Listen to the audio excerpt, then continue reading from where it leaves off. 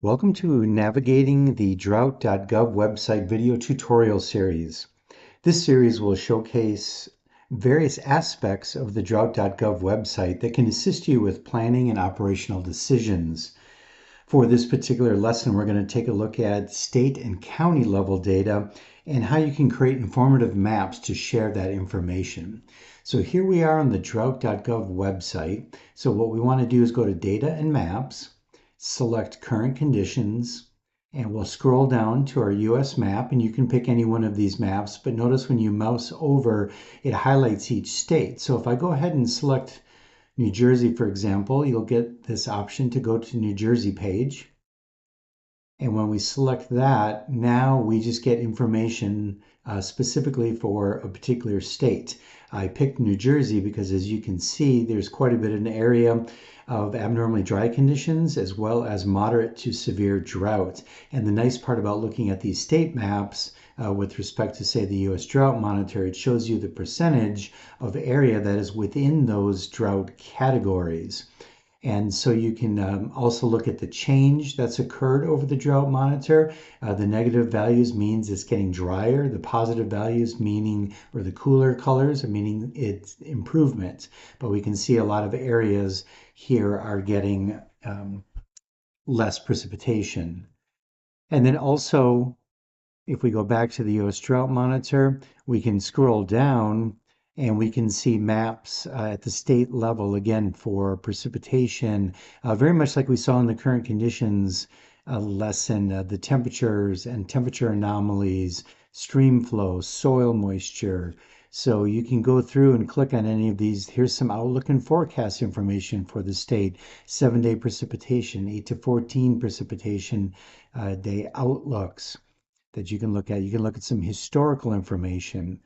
But if you wanted to look at county information as well, we're going to come back up to this map and you have a choice. You can either go to View County Maps and select a particular county, or as you mouse over, we're actually going to zoom in here. You can find the county that you want to look at and then just go ahead and select that. This happens to be Burlington County.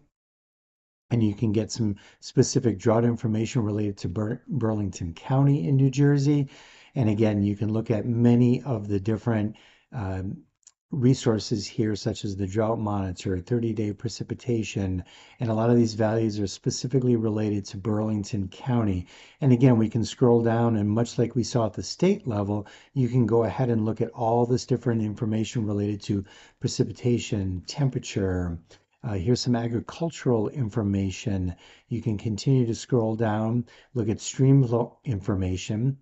And another good one here is this public health in Burlington County. You can come over here to the Air Now Air Quality Index and get a value of what the air quality index is. It's very useful during the summertime, especially with smoke from wildfires. You can get a look at county information related to air quality.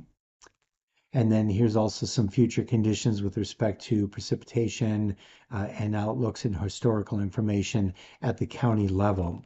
Now, if you wanted to go ahead and graph any of this information, I'm going to scroll back up to the top, and I'm actually going to go back to the county level, or excuse me, at the state level of New Jersey. And over here, you can obviously zoom in and zoom out with the plus minus, but then this gear icon over here, you can customize and download data. I'm going to go ahead and select that. And here now you have all sorts of different layers of information that you can place onto the map if you wanted to look at the 30-day percent of normal across the area. And you can change your transparencies, you can add different borders, you can select multiple areas. There's a wide variety of information that when you get the information on the screen that you would like, then you can simply just go ahead and hit Save Map, and then you'd be able to share that information with others. So that's how you look at the state and county level data on the Drought.gov website, as well as create informative maps to share with others.